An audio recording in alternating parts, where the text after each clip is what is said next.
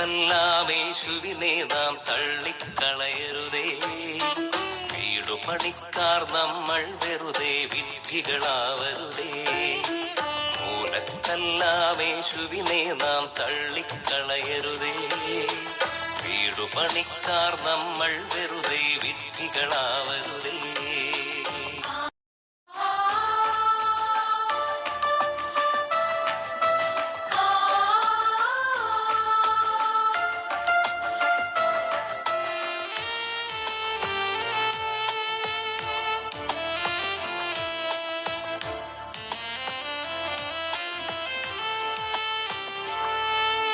മർത്യനൂഴിയിലേശുവിലല്ലാതില്ലൊരു നാമവും, മർത്യനൂഴിയിലേശുവിലല്ലാതില്ലൊരു നാമവും. പ്രശ്നങ്ങൾക്കും പ്രതിസന്ധിക്കും പോംവഴി വേറില്ല, പോംവഴി വേറില്ല. മൂലക്കല്ലാമേശുവിനെ നാം തള്ളിക്കളയരുതേ. വീടു പണിക്കാർ നമ്മൾ വെറുതെ വിഡ്ഢികളാവരുതേ. ഈശോയിൽ ഏറ്റവും സ്നേഹം നിറഞ്ഞവരെ, ഇന്ന് കേട്ട തിരുവചനങ്ങളൊക്കെ നമ്മൾ എല്ലാവരുടെയും വചനങ്ങള്, അതിലെ സുപ്രധാന ഒരു വചനമാണ് ഇന്ന് നമ്മൾ കേട്ട ഈ ഗാനം. നമുക്കറിയാം അപ്പോസ്തല പ്രവൃത്തി 4-ാം അധ്യായം 11-ാമത്തെ വചനത്തിലാണ്, വീട്ടുപണിക്കാരായ നിങ്ങൾ തള്ളിക്കളഞ്ഞ കല്ല് മൂലക്കല്ലായി മാറി. ആ കല്ലാണ് യേശു, ആ കല്ലാണ് യേശു. മറ്റാരിലും രക്ഷയില്ല. ആകാശത്തിന് കീഴെ ഭൂമിക്ക് മേലിൽ മറ്റൊരു നാമവും നൽകപ്പെട്ടിട്ടില്ല നമുക്ക് രക്ഷയ്ക്കായിട്ട്. അത് യേശു മാത്രമാണ്. പലപ്പോഴും ദുഃഖങ്ങളും വേദനകളും പ്രയാസങ്ങളും ഒക്കെ വരുമ്പോഴും മനുഷ്യരിൽ ആശ്രയിച്ച പോകാതെ ദൈവത്തിൽ ആശ്രയിക്കാനായിട്ട് നമുക്ക് സാധിക്കണം. ഈ ഒരു തിരുവചനം ഞാൻ ഇന്നിവിടെ പങ്കുവയ്ക്കുകയുണ്ടായി. കടന്നു വന്ന എല്ലാ മക്കൾക്കും അത് നല്ലൊരു അനുഭവവേദ്യമായി. പ്രിയമുള്ളവരെ, അതുകൊണ്ടാണ് നമ്മുടെ ആത്മാവിൽ കൈപ്പേറുമ്പോഴാണ്, അതെ, സങ്കീർത്തനം 73:1-21 വീണ്ടും ഞാൻ ഒന്നുകൂടെ എടുത്തു പറയുകയാണ്. കാര്യം അത് ഞാൻ വളരെ നാളുകൾക്ക് മുമ്പ് അതൊന്ന് വ്യാഖ്യാനിച്ചതാണ്. ആത്മാവിൽ കയ്പ് കയറുമ്പോഴാണ് വിദ്വേഷം, വെറുപ്പ്, വൈരാഗ്യം, ജീവിക്കണ്ട എന്ന് വേണ്ട, ദൈവവും വേണ്ട, പ്രാർത്ഥനയും വേണ്ട, ഒന്നും വേണ്ട എന്ന് പറഞ്ഞ് നമ്മൾ അകന്നു പോകുന്ന ഒരു നിമിഷം ഉണ്ടാകുന്നത്. ആത്മാവിൽ കയ്പ് കയറുമ്പോൾ എന്റെ ഹൃദയം മുറിയും. ആ സങ്കീർത്തനം 71-21 നമ്മുടെ മനപ്പാടമാക്കി വെക്കുക. ആത്മാവിൽ കയ്പ് കയറുന്ന നിമിഷങ്ങളാ ആത്മഹത്യ വരെ നടക്കുന്നത്. ആത്മാവിൽ കയ്പ് കയറുമ്പോഴാണ് ആത്മീയതകളെ എല്ലാം വേണ്ടാന്ന് വെക്കുന്നത്. അപ്പൊ നമ്മുടെ ഹൃദയം മുറിയും. അപ്പൊ നമ്മൾ മൂഢരും അജ്ഞരുമായി മാറുക.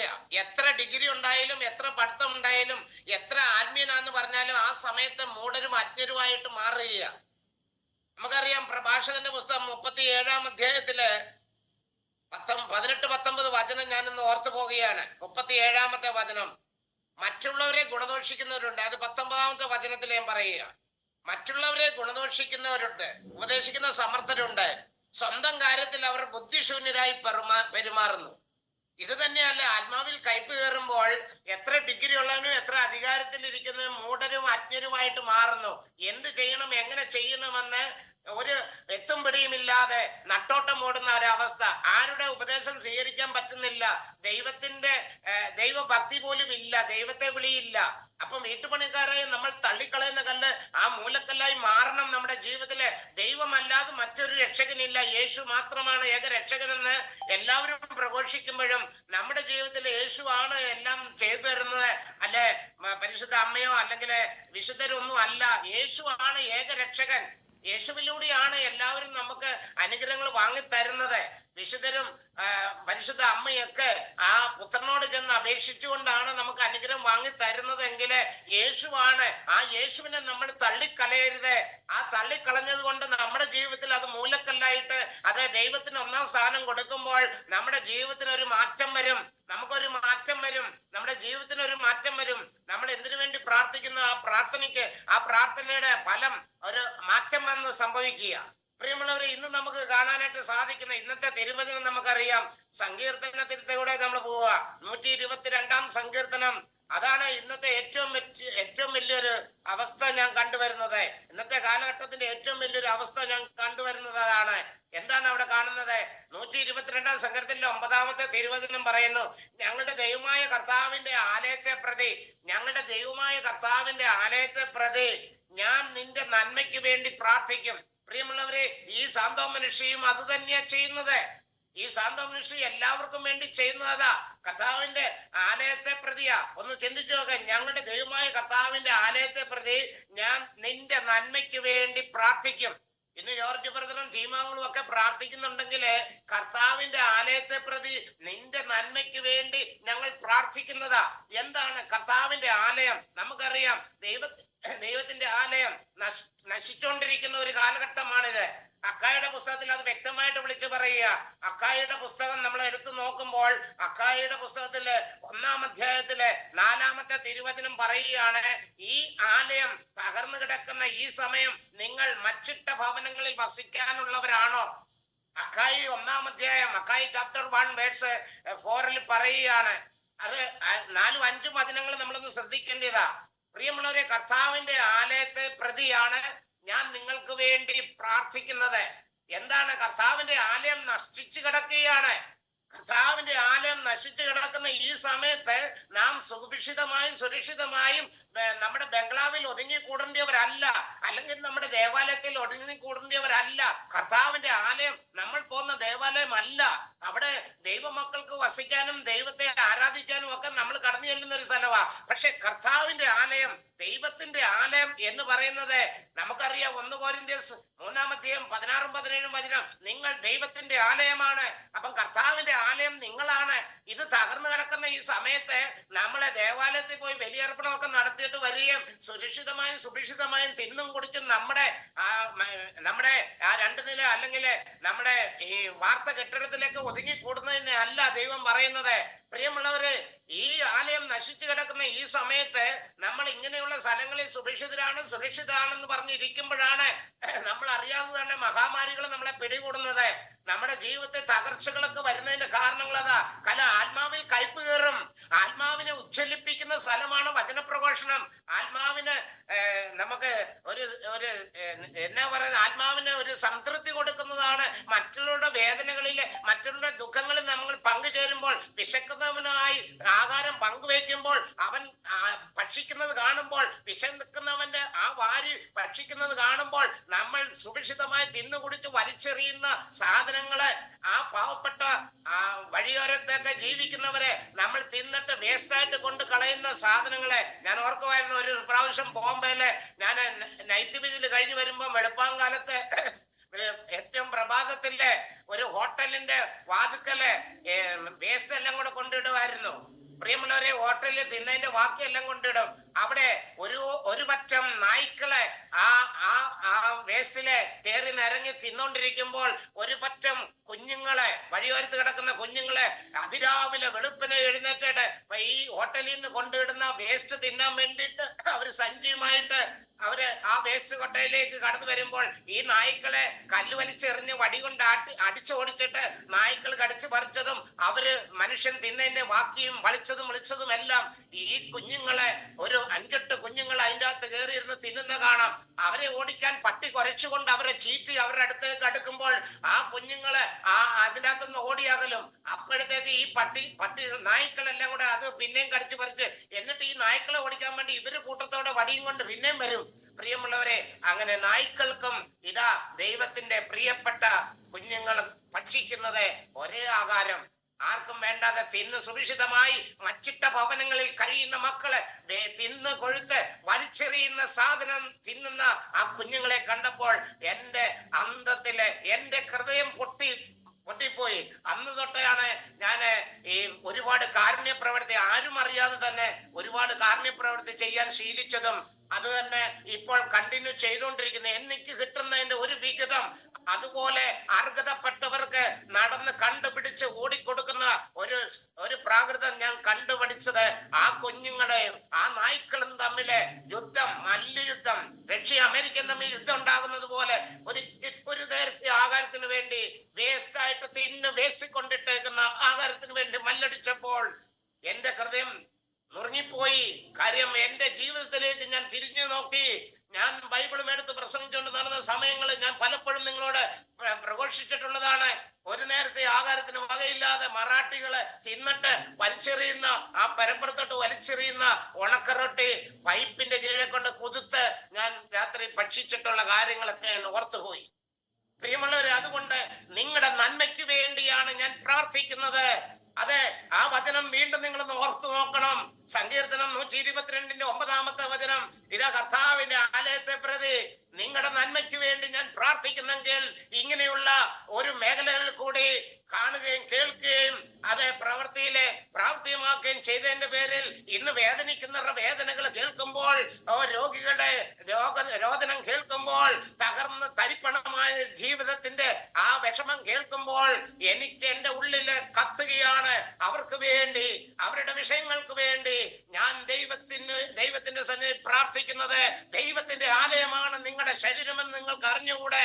ഈ ആലയത്തെ നശിപ്പിക്കുന്ന ദുഃഖമായിക്കോട്ടെ, കൈപ്പേറിയ ജീവിതമായിക്കോട്ടെ, ഹൃദയം മുറിഞ്ഞ ജീവിതമായിക്കോട്ടെ, എന്ത് തന്നെയാണേലും പ്രിയമുള്ളവരെ, ദൈവത്തിന്റെ സന്നിധിയിൽ നിങ്ങളുടെ നന്മയ്ക്ക് വേണ്ടി ഞാൻ പ്രാർത്ഥിക്കുമ്പോൾ ഓർത്തുകൊള്ളുക, നിങ്ങൾ ചെയ്യേണ്ടത് അനേക ആലയങ്ങൾ നശിച്ചുകൊണ്ടിരിക്കുകയാണ്, അനേക കുടുംബങ്ങൾ നശിച്ചുകൊണ്ടിരിക്കുകയാണ്, അനേകം വ്യക്തികൾ നശിച്ചുകൊണ്ടിരിക്കുകയാണ്. നമ്മുടെ ഇതുപോലെയുള്ള ശുശ്രൂഷകള്, ഇതുപോലെയുള്ള വചന ശുശ്രൂഷകള് IMS നടക്കുമ്പോൾ, IMS ധ്യാനകേന്ദ്രത്തിൽ നമ്മുടെ ധ്യാനം നടക്കുമ്പോൾ ഒരാളെയെങ്കിലും നിങ്ങൾക്ക് അങ്ങോട്ട് പറഞ്ഞയക്കാനായിട്ട് നിങ്ങൾക്ക് സാധിക്കാതെ പോകുന്നെങ്കിൽ നിങ്ങളുടെ പിടിപ്പ് കുറവല്ല, നിങ്ങളുടെ വിശ്വാസക്കുറവ്. ഞാൻ എന്താ പറയേണ്ടതെന്ന് എനിക്ക് അറിഞ്ഞൂടാ. പിടിപ്പുകേടും വിശ്വാസക്കുറവും ദൈവത്തിന് വേണ്ടി, ദൈവത്തിന്റെ ആലയം നശിച്ചു കിടക്കുന്നത് അത് കണ്ടില്ലെന്ന് നടിച്ചുകൊണ്ട് മച്ചിട്ട ഭവനങ്ങളിൽ സുരക്ഷിതമായി ജീവിക്കുന്നെങ്കിൽ ഓർത്തുകൊള്ളുക, എനിക്കും നിങ്ങൾക്കും സംഭവിക്കാൻ പോകുന്നത് എന്താണ്? അവിടെ ഹക്കായുടെ പുസ്തകത്തിൽ തന്നെ പറയുന്നുണ്ട്. ഹക്കായി 5-ാമത്തെ വചനം പറയുകയാണ്, ഇതാ എന്റെ ആലയം നശിച്ചു കിടക്കുന്ന ഈ സമയത്ത് മച്ചിട്ട ഭവനങ്ങളിൽ നിങ്ങൾ വസിക്കുകയാണോ? അതുകൊണ്ട് സൈന്യങ്ങളുടെ കർത്താവ് അരുളിച്ചെയ്യുന്നു, നിങ്ങളുടെ സ്ഥിതിയെ പറ്റി ചിന്തിക്കുവിൻ. നിങ്ങളുടെ സ്ഥിതിയെ പറ്റി ചിന്തിക്കാൻ ഈ അവസ്ഥയിൽ ദൈവത്തിന്റെ മക്കളെ പീഡനങ്ങൾ. ഇന്ന് വചനം പ്രഘോഷിച്ച് വീട്ടിലോട്ട് കയറുമ്പോൾ ഒരു പറ്റം ഹൈന്ദവരെ, ഒരു കുഞ്ഞിന്റെ കിഡ്നി തകരാറായി പോയി, അതിന് ഡയാലിസിസ് ചെയ്യണം. പക്ഷേ തിരുവനന്തപുരം മെഡിക്കൽ കോളേജിലാണ് അത് കത്തോലിക്ക സഭയുടെ കിറ്റ് കിട്ടുന്നുണ്ട്, താമസിക്കാനുള്ള സൗകര്യം, ഭക്ഷണമൊക്കെ ഉണ്ട്. പക്ഷെ മരുന്ന് വെളിയിൽ നിന്ന് മേടിക്കണം എന്ന് പറഞ്ഞ് ഞങ്ങളുടെ ഈ ഏരിയയിൽ അവർ പിരിവിന് വന്നു. പ്രിയമുള്ളവരെ, അവർ ചോദിച്ചപ്പോഴേ എനിക്ക് പിടികിട്ടി അർഹതപ്പെട്ടതാണെന്ന്. ഞാൻ അപ്പൊ തന്നെ എന്റെ കയ്യിലുണ്ടായിരുന്ന മുതലെടുത്ത് ഞാൻ അവർക്ക് കൊടുക്കുകയാണ്. കാരണം അവരുടെ നന്മയ്ക്ക് വേണ്ടി ഞാൻ ദൈവസന്നിധി പ്രാർത്ഥിക്കുമ്പോൾ ദൈവത്തിന്റെ ആലയമാണ് ഈ നശിച്ചു കിടക്കുന്നത് എന്ന് നമ്മൾ ചിന്തിക്കുന്നില്ല. നമ്മൾ സുരക്ഷിതമാണെന്നും പറഞ്ഞിരിക്കുന്ന സ്ഥലത്ത് നമ്മൾ കാലിടറും. പ്രിയമുള്ളവരെ, ഏത് സമയത്ത് ആ വീഴ്ച നമുക്കുണ്ടാകുമെന്ന് പറയാൻ സാധിക്കത്തില്ല. അതുകൊണ്ട് ദൈവത്തിന്റെ ഈ വചനം കേൾക്കുമ്പോൾ പ്രിയമുള്ളവരെ, നമ്മുടെ ആത്മാവിലും കയ്പ് നിറയും, നമ്മുടെ ഹൃദയം മുറിയും. അപ്പോഴേ എന്താ ചെയ്യണ്ടേ, എന്ത് ചെയ്യണം, എങ്ങോട്ട് ചെയ്യണം നട്ടോട്ടം ഓടുമ്പോൾ ഓർത്തുകൊള്ളുക, നമ്മൾ തള്ളിക്കളയുന്ന കല്ല് മൂലക്കല്ലായിട്ട് നമ്മുടെ ജീവിതത്തിൽ വരും. ഇത് കണ്ടില്ലെന്ന് നടിക്കരുത്. അതുകൊണ്ട് നമ്മുടെ IMS-ലെ എല്ലാ മാസവും നടക്കുന്ന ആശ്വാസ സൗഖ്യ ധ്യാനത്തിന് ഒരുപാട് വ്യക്തികൾ സഹായിക്കുന്നുണ്ട് മറ്റുള്ളവർക്ക് വേണ്ടി. എനിക്ക് ഒരാൾക്ക് ബ്രദറെ ഫീസ് കൊടുത്തേരെ എന്ന് പറഞ്ഞ് സഹായിക്കുന്നവരുണ്ട്. അതിലുപരി ഞാൻ പറയുന്ന സമ്പത്തിനേക്കാൾ വലുത് ഈ ആലയത്തെ നിങ്ങൾ അവിടെ കൊണ്ടുവരണം. കർത്താവിന്റെ ആലയം തകർന്നു കിടക്കുന്നു, കർത്താവിന് വസിക്കാൻ ഇടമില്ല. പ്രിയമുള്ളവരെ, ഇതാ വലിയ വലിയ പള്ളികളിലും വലിയ വാഴ്ത്താരകളും വലിയ കൊടിമരങ്ങളും ഒക്കെ നാട്ടുമ്പോൾ കർത്താവിന് വസിക്കാൻ ഒരു ഇടമില്ല. കർത്താവ് കെഞ്ചി ചോദിക്കുകയാണ്. 2 ശമൂവേൽ 7-ാം അധ്യായത്തിലെ 5-ാമത്തെ വചനം കർത്താവ് കെഞ്ചി ചോദിക്കുന്നുണ്ട്. ഒരു രാജാവിന്റെ കെഞ്ചി ചോദിക്കുന്ന ഒരു വാക്കാണ് ഞാൻ ഓർത്തു പോകുന്നത്. നിങ്ങളൊന്ന് ചിന്തിച്ചു നോക്കണം. എന്താണ്? 2 ശമൂവേൽ 7-ാം അധ്യായത്തിലെ 7-ാം അധ്യായം 5-ാമത്തെ തിരുവചനത്തിലേക്ക് നമ്മൾ പോകുമ്പോൾ, എന്റെ ദാസനായ ദാവീദിനോട് പറയുക, കർത്താവ് അരുളിച്ചെയ്യുന്നു, എനിക്ക് വസിക്കാൻ നിങ്ങൾ ഒരു ആലയം പണിയുമോ? പ്രിയമുള്ളവരെ, വലിയ കോടിക്കണക്കിന് പൈസ മുടക്കി ചർച്ചുകളൊക്കെ സൃഷ്ടിക്കുമ്പോൾ ദൈവത്തിന്റെ ആലയം, ആ ഇടവകയിലെ ഓരോ എന്തുവേണ്ടി പാവപ്പെട്ടവരാണ് ഭവനരഹിതരായിട്ട് കഴിയുന്നത്, എന്തുവേണ്ടി വ്യക്കളാണ് രോഗികളായിട്ട് കഴിയുന്നത്, എത്ര പേര് മരണമടയുന്നു, അവർക്ക് മരുന്ന് മേടിക്കാൻ നിർവാഹമില്ലാതെ, എന്നിട്ടും കണ്ടില്ലെന്ന് നടിച്ചുകൊണ്ട് നമ്മളൊക്കെ സുരക്ഷിതാണെന്ന് പറഞ്ഞ് മച്ചിട്ട ഭവനങ്ങൾ വസിക്കുമ്പോൾ, അല്ലെങ്കിൽ ഇങ്ങനെയുള്ള ദേവാലയങ്ങളിൽ പോയി നമ്മൾ ആരാധിച്ചു വരുമ്പോൾ ദൈവം തമ്പുരാൻ കണക്ക് ചോദിക്കും. എന്റെ ആലയം നശിച്ചു കിടക്കുന്ന ഈ സമയത്ത് നിങ്ങൾ ഈ ആലയങ്ങളിൽ പോയി വിശുദ്ധ ബലി അർപ്പിച്ചിട്ട് വരുന്ന ആർക്ക് വേണ്ടിയിട്ടാണ്? എന്റെ ആലയം, എനിക്ക് വസിക്കാൻ ഇടമില്ല. ഇതെല്ലാം നിങ്ങൾക്ക് വസിക്കാൻ വേണ്ടിയിട്ടാണ്. എനിക്ക് വസിക്കാൻ ഒരിടമില്ല. എനിക്ക് വസിക്കാൻ ഒരാലയം പണിയുമോ എന്ന് ഇന്നത്തെ കാലഘട്ടത്തിൽ ദൈവം തമ്പുരാൻ കെഞ്ചി ചോദിക്കുകയാണ്. അതാ തകർന്നു കിടക്കുന്ന ഒരു കുടുംബത്തെ, അതാ ഒരു രക്ഷയുമില്ല എന്ന് പറഞ്ഞ് നടക്കുന്ന വ്യക്തികളെ, ജോലി നഷ്ടപ്പെട്ടു പോയി വാടക കൊടുക്കാൻ നിർവാഹമില്ല എന്ന് പറഞ്ഞ് ജീവിക്കുന്ന മക്കള് ഒരാളെങ്കിലും ദൈവസന്നിധിയിലേക്ക് കൊണ്ടുവന്നാൽ അത് ഞങ്ങളിൽ കൂടി ദൈവം തമ്പുരാൻ പടുത്തുയർത്തും. ഞങ്ങള് ദൈവത്തിന്റെ ശുശ്രൂഷകരാണ്, ദൈവത്തിന്റെ ജോലിക്കാരാണ്. തകർന്നു കിടക്കുന്ന ഭവനത്തെ പണിതെടുക്കേണ്ടവരാണ്. വീട്ടുപണിക്കാരായ നിങ്ങൾക്ക് സാധിക്കുന്നില്ലെങ്കിൽ ആ മൂലക്കല്ലിട്ട് ഞങ്ങൾ പണിതെടുക്കും. അവരുടെ പുതിയൊരു ശിക്ഷയാക്കി മാറ്റുവാൻ നമ്മുടെ ആശ്വാസ സൗഖ്യ ധ്യാനത്തിന് സാധിക്കും. പക്ഷെ ഒരാളെ പോലും വിടാൻ നിങ്ങൾ ചെറുവിരൽ പോലും അനക്കുന്നില്ലെങ്കിൽ ഓർത്തുകൊള്ളുക, നിങ്ങളുടെ കാര്യം എന്തായിരിക്കുമെന്ന് സൈന്യങ്ങളുടെ കർത്താവ് അരുളി ചെയ്യുന്നു. പ്രിയമുള്ളവരെ, ഇത് സത്യവചനമാണ്. എനിക്ക് വേദനയോട് പറയുകയാണ്, ഇന്നും ഞാൻ പ്രസംഗിച്ച ദേവാലയത്തിൽ നിന്നുകൊണ്ട് തന്നെയാണ്. പ്രിയമുള്ളവരെ, ദൈവത്തിന്റെ ആലയം നഷ്ടപ്പെട്ട് നശിച്ചു കിടക്കുക.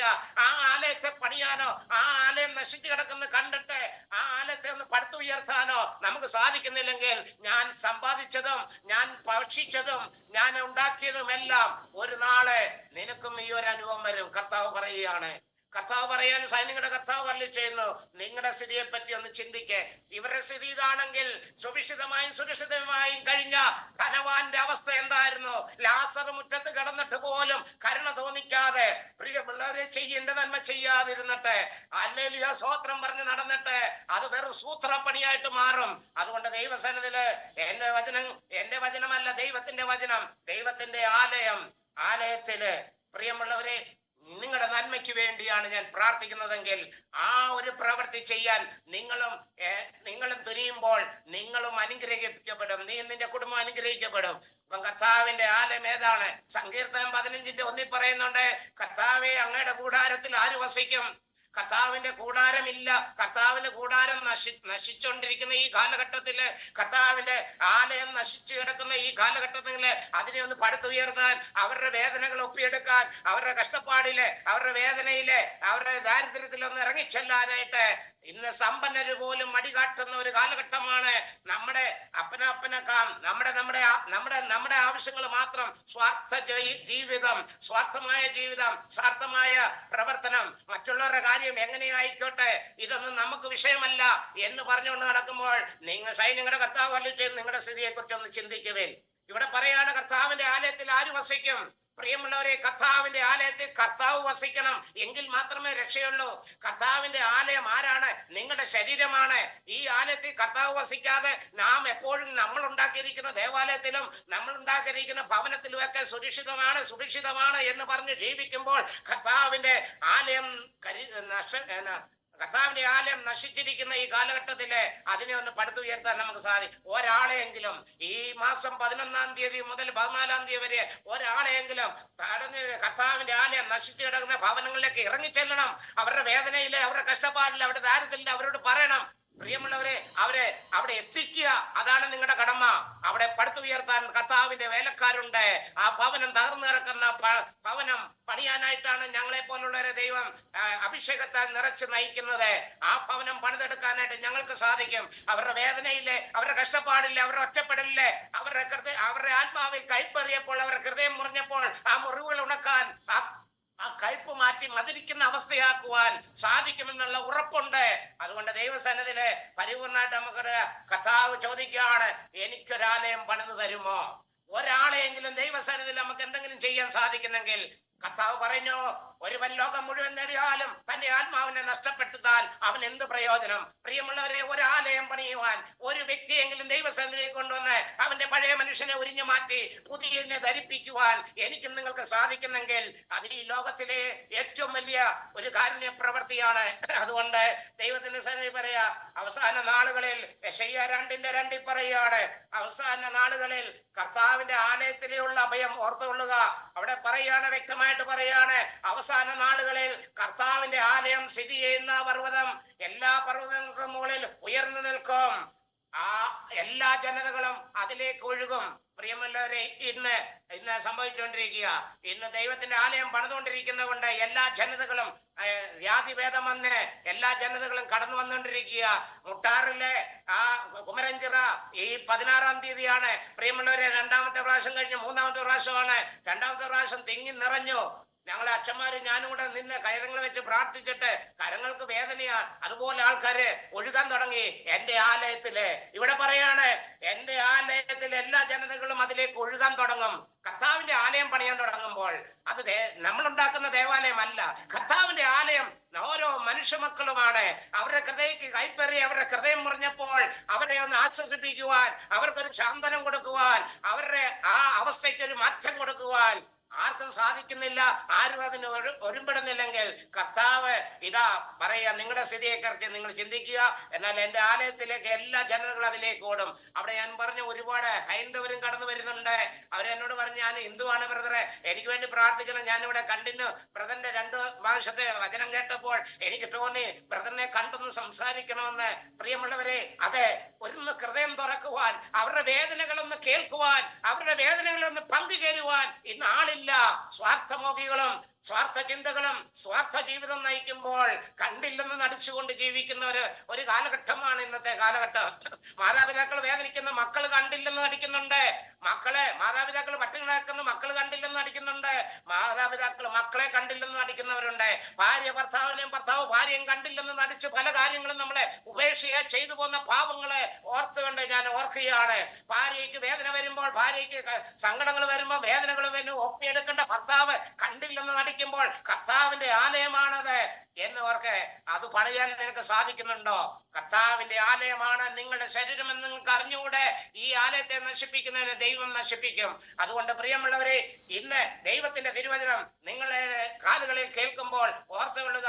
അതാ തകർന്നു കിടക്കുന്ന അനേക മക്കൾ നമ്മുടെ എന്തിനു പറയുന്നു ഈ കൂട്ടായ്മയില്, ഇതിൽ ഇപ്പോൾ തന്നെ ഇതിന്റെ അകത്ത് തന്നെ ഞാൻ എണ്ണി പറയാം എത്ര മക്കളാണ് തകർന്നു കിടക്കുന്നവര്. ഒരു ഭവനം ഇല്ലാത്തവർ എത്ര പേരുണ്ട്, വേദനിക്കുന്നവർ എത്ര പേരുണ്ട്, രോഗത്തിന് മരുന്ന് മേടിക്കാൻ നിർവാഹമില്ലാത്തവർ എത്ര മക്കൾ ഇല്ലാത്തുണ്ട്. നമ്മൾ കുടിച്ചു മറിഞ്ഞ് നമ്മൾ സുരക്ഷിതമായിട്ട് ജീവിക്കുമ്പോൾ ആരാ ഇന്നലത്തെ പഴുകിഞ്ഞു കുടിച്ചു കഴിയുന്നവരെ, ഇന്നലത്തെ ബാക്കി മിച്ചം വെച്ച് ചൂടാക്കി കഴിക്കുന്നവരെ എത്ര പേരുണ്ട്, എത്ര പേര്. അത് കഴിക്കാൻ നിർവാഹമില്ലാത്തവര് വലിച്ചു പോയെന്നും പറഞ്ഞ് വലിച്ചെറിയാതെ അത് ചൂടാക്കി അതിനെ വേറെ രൂപാന്തരപ്പെടുത്തി എടുത്ത് കഴിക്കുന്നവരെ ഞാൻ കണ്ടിട്ടുണ്ട്.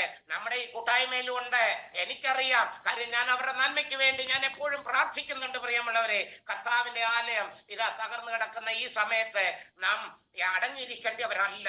അതുകൊണ്ട് ഞാൻ പ്രത്യേകം നിങ്ങളോട് പറയാം, ഇന്നും ഞായറാഴ്ചയും തിങ്കളാഴ്ചയും ഞാൻ പറയും. കാര്യം വ്യാഴാഴ്ച നമ്മുടെ ധ്യാനം തുടങ്ങുക. ഒരാളെങ്കിലും തമ്പുരാന്റെ മുമ്പിൽ, ഒരു കുടുംബത്തെയെങ്കിലും രക്ഷിക്കാൻ നിങ്ങൾക്ക് സാധിക്കുന്നെങ്കിൽ ഇറങ്ങിത്തിരിക്കണം. വളരെ കഷ്ടപ്പെട്ട് അവരോട് പറഞ്ഞ് അവരെ ഒന്ന് പറഞ്ഞ് മനസ്സിലാക്കി എടുത്ത് രൂപാന്തരപ്പെടുത്തി വരാൻ അല്പസമയമൊക്കെ പിടിക്കും. അവർക്ക് വേണ്ടി നീ പ്രാർത്ഥിക്കണം. ആ ആലയത്തിലെ കർത്താവിന്റെ മുമ്പിൽ നീ പ്രാർത്ഥിക്കണം. ആ സങ്കീർത്തനം വീണ്ടും നമ്മൾ അത് എടുത്തുണ്ടെന്ന് നോക്കാം. സങ്കീർത്തനം 122 9-ാമത്തെ വചനം ഒന്നുകൂടെ നമുക്ക് എടുത്തു നോക്കാം. അതാണ് നമുക്ക് നോക്കേണ്ടത്.